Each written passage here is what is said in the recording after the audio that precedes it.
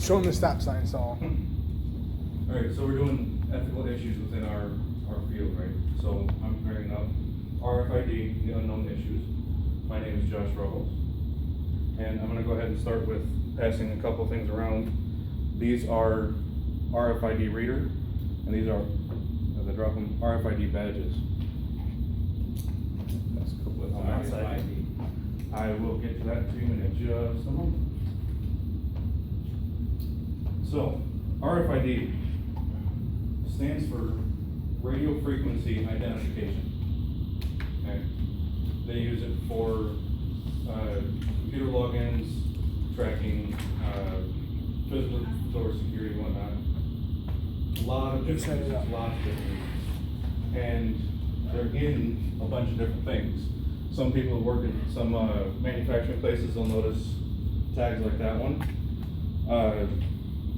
Our classmate Chelsea, she even has one of these. It's a name badge.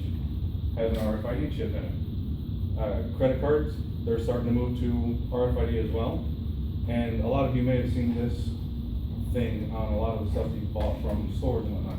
Looks like a security tracking device and whatnot. Most of the time it's actually a product tracking.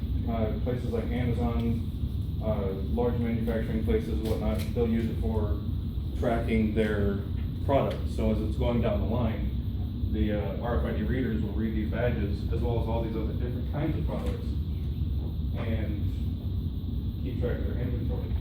One of the things that most people don't know is with that tracking, they do things like tracking blood donations in the health industry. They can actually keep a better, accurate track of donations, knowing exactly where it is, where the blood came from. All the information will be stored digitally, and the tracking is done absolutely 100% accurately as long as the tags are scanned. Within the healthcare industry, they've done stuff like single sign-on. They take the badges like what Chelsea's wearing, and they can wave their badge at a computer.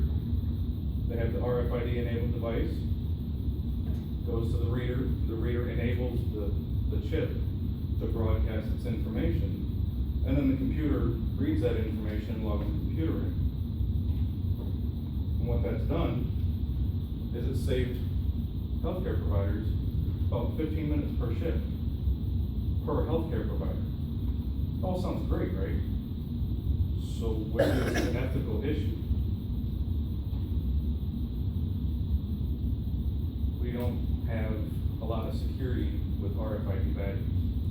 It's boasted as being safe, but that's not necessarily the truth.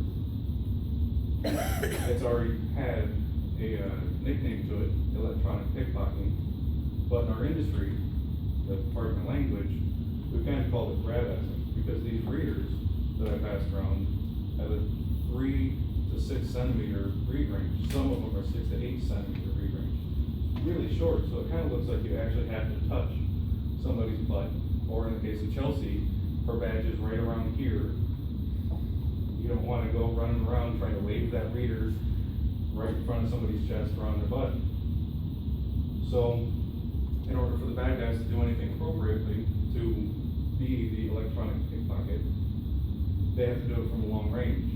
And the device has to be something that can be inconspicuous, somewhat elegant, and not be noticed.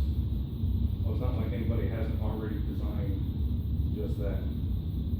Pay attention to,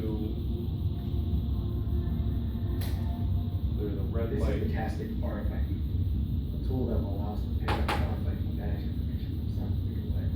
They See went here over. is the standard Proxguard 2 The badge. red light that's on there, Which is badge number about 3 feet away, that red light will blink green. We can see that the tool will allow us to pick it up several feet away. No noise. No indication to anybody else that the card was just read. The information for them is stored on a screen and gets dumped directly to an SD card. You can take that information and put that on any one of these blank cards that I passed around, completely copying the card, whether the card's data is encrypted or not. So, sure, someone else has made it, but it's not like the designs are on the internet with websites, quantities, prices, and an actual wiring diagram on how to put the device together. So it's out there, people can actually do this. So that's a problem, but it's not really an ethical problem. So where's the ethics involved? HIPAA. Healthcare industries, hospitals like University of Michigan, not to pick on them, but they're a major hospital and they use RFID for logins. These badges worn by people in the healthcare industry use for logging to their computer. If someone like me can take that data, I can log into the computer, which means your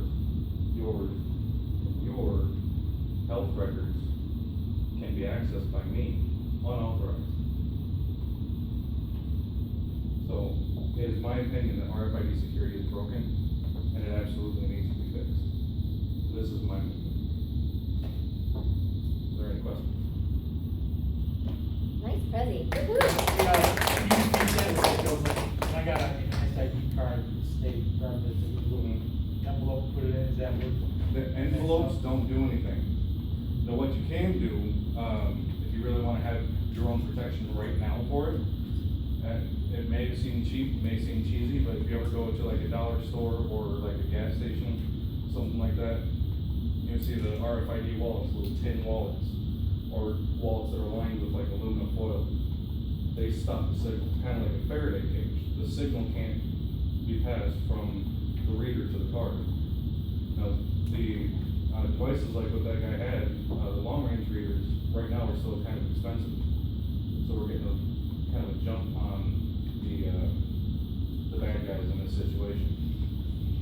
There are ways, my reader only costs $40. It could cost me maybe another $40 to weaponize my reader. And if you get a long-range reader like that guy had, it was $400 on the internet. Maybe weaponized. I can take the insides of my reader and then take it all apart, add in something like an Arduino board, another circuit board, and boost the power in the antenna of the reader. The antennas power the circuits that are in those RFID cards. Those RFIDs don't use any power at all. They're actually powered by a little bit of power being transmitted between the reader and the card, and then it broadcasts. So that's kind of what I mean by